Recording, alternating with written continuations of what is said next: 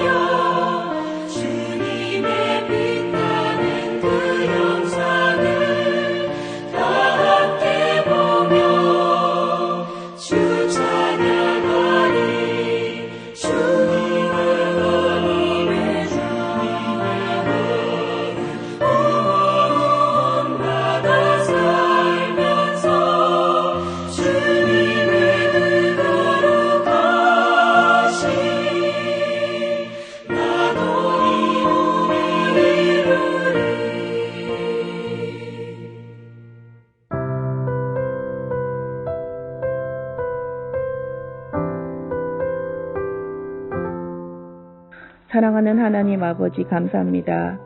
오늘도 우리에게 새날을 허락하시어 하나님 앞에서 새로운 하루를 시작할 수 있게 하심을 참으로 감사드립니다. 오늘 하루도 가정에서나 직장에서나 내 삶을 통해 주님의 사랑을 전하는 복된 날 되게 하여 주시옵소서. 이 시간 주님께서 우리에게 허락하신 우리 가정들을 위해 기도드립니다. 우리 각 가정들이 부모와 자녀가 하나님의 사랑 안에서 서로 이해하고 용서하며 모두 믿음으로 하나가 될 수 있기를 기도합니다. 때때로 하나님께서 주신 선물인 자녀를 잘 양육하는 것이 결코 쉽지 않음을 고백합니다. 어지러운 세상의 가치관들로 혼동하고 있는 우리 자녀들이 하나님이 주신 지혜로 잘못된 판단과 어리석은 생각에 빠지지 않게 하시며 하나님을 바라보며 마음을 다하고 뜻을 다하고 힘을 다하여 하나님을 사랑하는 자로 잘 자라날 수 있기를 주님께 간구합니다. 우리 부모들도 우리의 자녀들을 신실하게 잘 양육할 수 있도록 우리들을 먼저 신실하게 변화시켜 주시옵소서. 또한 오랜 팬데믹으로 집에서 온라인 수업에 지체하고 힘들어하는 우리 자녀들, 주어진 환경을 지혜롭게 잘 헤쳐나가며 없는 것에 대해 불평하기보다는 주신 것에 감사할 줄 아는 그런 자가 되게 하여 주시옵소서. 이 시간 우리 교회를 위해 기도합니다. 우리 각자의 선한 마음과 작은 순종으로 서로를 돌아보게 하시고 서로를 도우며 서로 위로와 기쁨이 되는 그런 아름다운 ANC 공동체가 될 수 있기를 바라고 나옵나이다. 또한 우리 각 가정이 어떤 모습으로든 하나님께서 쓰시기에 합당하도록 늘 준비되어질 수 있기를 간구하며 그리하여 우리의 마음과 삶을 모아 주님께서 부르시는 곳에 언제든지 헌신할 수 있는 그런 가정들이 될 수 있기를 기도합니다. 이 시간 말씀을 전하여 주실 이상한 목사님과 가족분들 모두 늘 영육간에 강건하시기를 주님의 이름으로 축복합니다. 목사님 말씀을 통하여 살아계신 하나님을 만나게 하시고 그리하여 오늘 하루의 삶도 주님께서 인도하시는 대로 순종하며 나아갈 때 승리하는 복된 하루가 되기를 간구하며 우리의 중보자 되신 예수 그리스도 이름 받들어 간절히 기도드립니다. 아멘.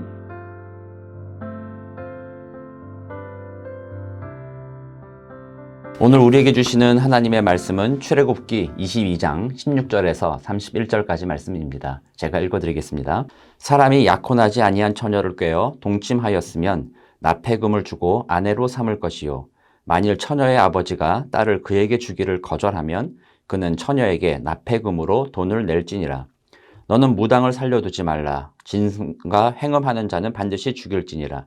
여호와 외에 다른 신에게 제사를 드리는 자는 멸할지니라. 너는 이방 나그네를 압제하지 말며 그들을 학대하지 말라. 너희도 애굽 땅에서 나그네였음이라. 너는 과부나 고아를 해롭게 하지 말라.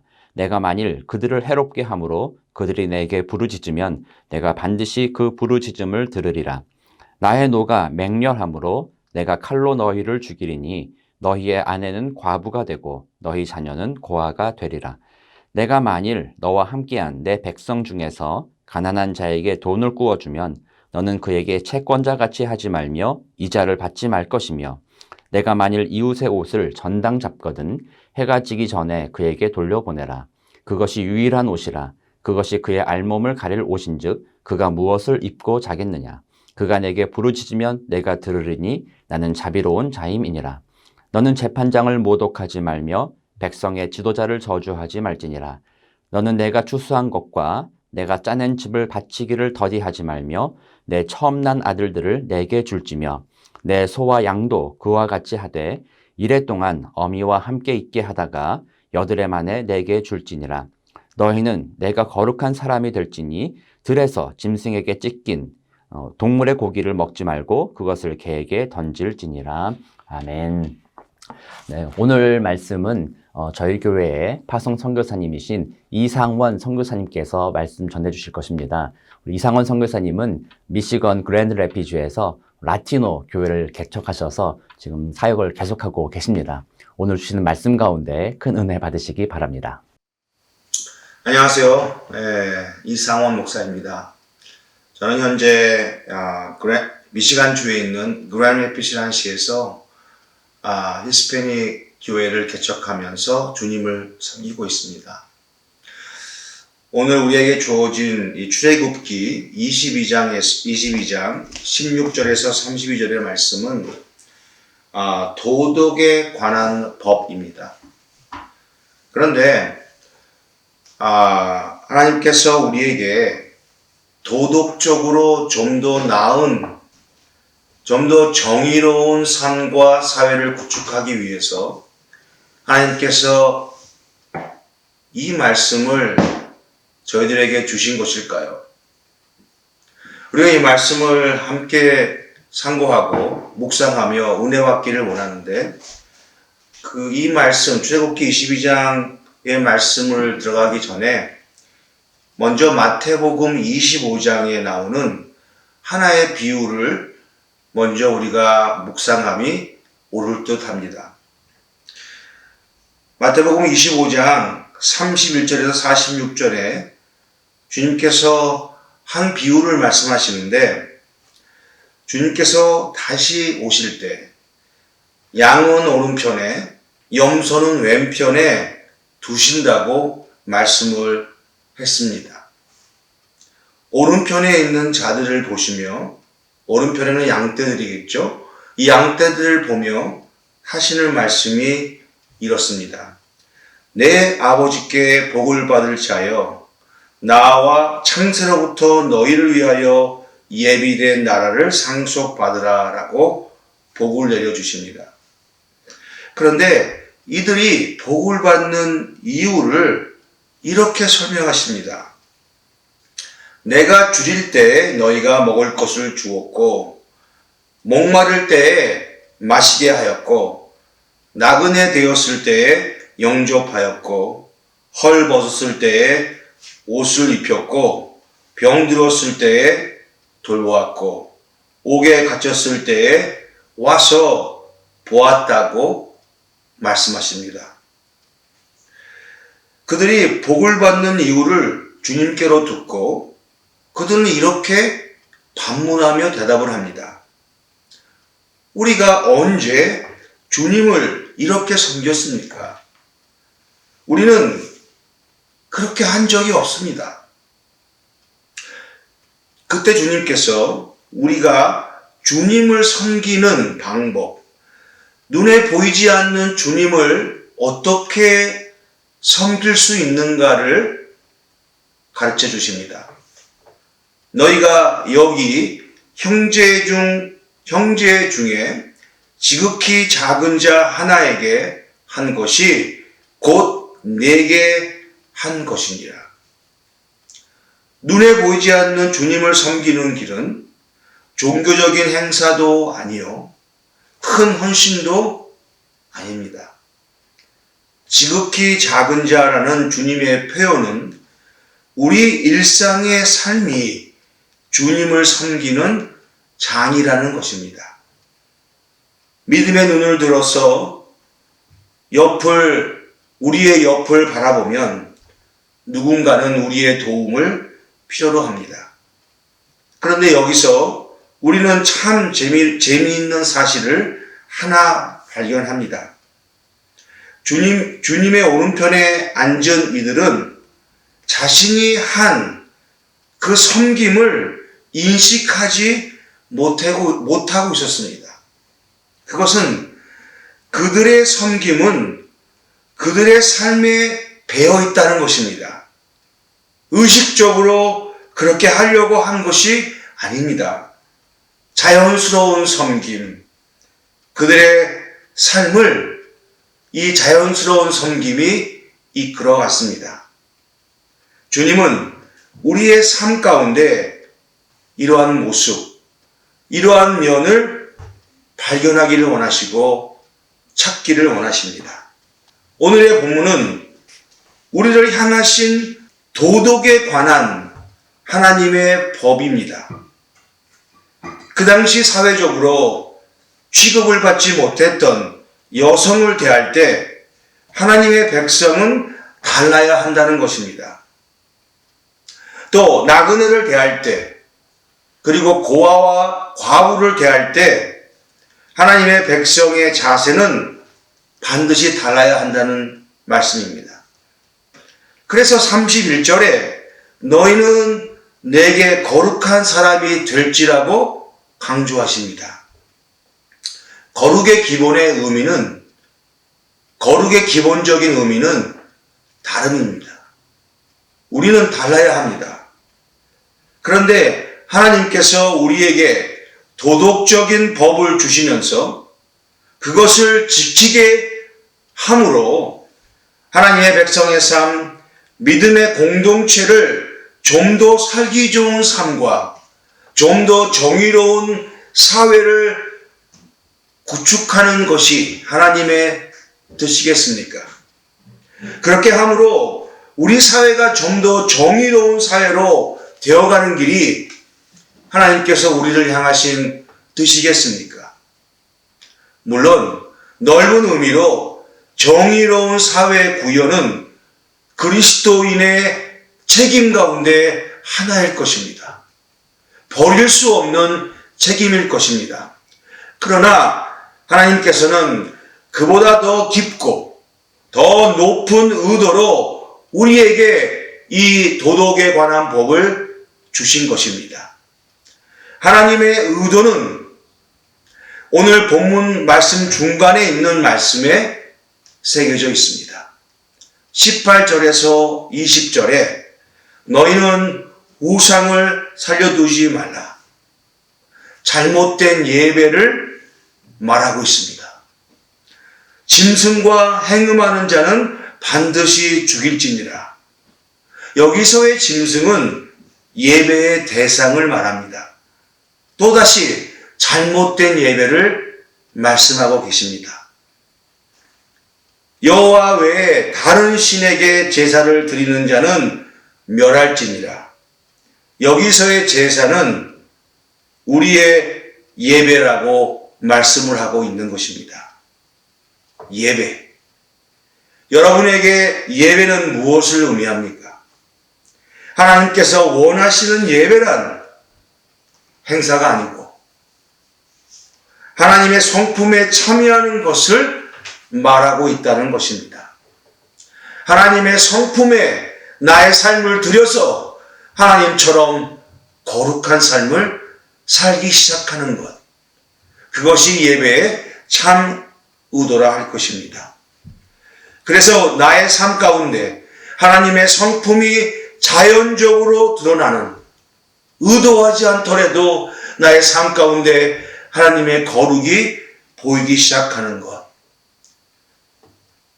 그 예배로 하나님은 우리를 초대하고 있는 것입니다. 혹시 우리가 드리는 예배가 종교적인 하나의 행사가 되어 있지는 않는가 생각해 봐야겠습니다. 살아있는 예배. 그래서 그 가운데 살아계신 우리 주님을 내 인격적으로 만날 수 있는 그런 예배. 그래서 나의 삶도 주님의 거룩한 나의 삶으로 주님의 거룩함을 배우고 동참해 가는 그러한 예배. 그러한 예배를 꿈꾸고 기대합니다. 그러한 삶을 꿈꿉니다. 여러분, 우리의 삶 가운데 이러한 예배, 주님의 거룩함을 닮아가는 시간이 있어야겠습니다. 하나님의 주님의 이름으로 축복합니다. 선교사님 말씀 감사합니다. 우리 함께 기도하는 시간 갖기 전에 선교사님께서 개인의 사역에 대한 소개와 기도 제목을 나눠주실 텐데요. 그걸 들으신 이후에 우리 선교사님을 위한 기도와 또 여러분의 개인의 기도하는 시간을 가지시기 바랍니다. 기도하실 때 우리 개척 교회를 위해서 기도해 주시면 감사하겠습니다. 이제 10개월이 지나갔는데 지금 현재 한 30명 정도 우리가 모여서 하나님을 찬양하는 예배를 드리고 있습니다. 기도 제목은 7월 19일 날 우리가 1주년 기념 예배를 드립니다. 그때 콘서트도 하고 여러 가지 행사를 하면서 한 100명 정도를 전도하려고 합니다. 팬데믹 상황이라서 쉽지 않은 목표인데 그 가운데서 한 20명 정도 주님을 영접하는, 그래서 우리 교회에 남아서 함께 우리가 예배 드릴 수 있는 그런 것을 위해서 우리가 기도하고 있습니다. 또 세례식이 7월 25일 날 있는데 정말 주님을 영접하고 세례받는 그러한 귀한 일이 있을 수 있도록 여러분들 기도 제목을 쉐어합니다. 이제 1년도 안 된 작은 우리 교회지만 하나님 보시기에 참으로 귀하고 아름다운 주님의 일을 잘 감당하고 또 무엇보다도 주님의 제자들을 건강한 주님의 제자들을 많이 배출할 수 있도록 그래서 정말 주님께 순종하는 저희들 다 될 수 있도록 기도 부탁을 드립니다. 감사합니다.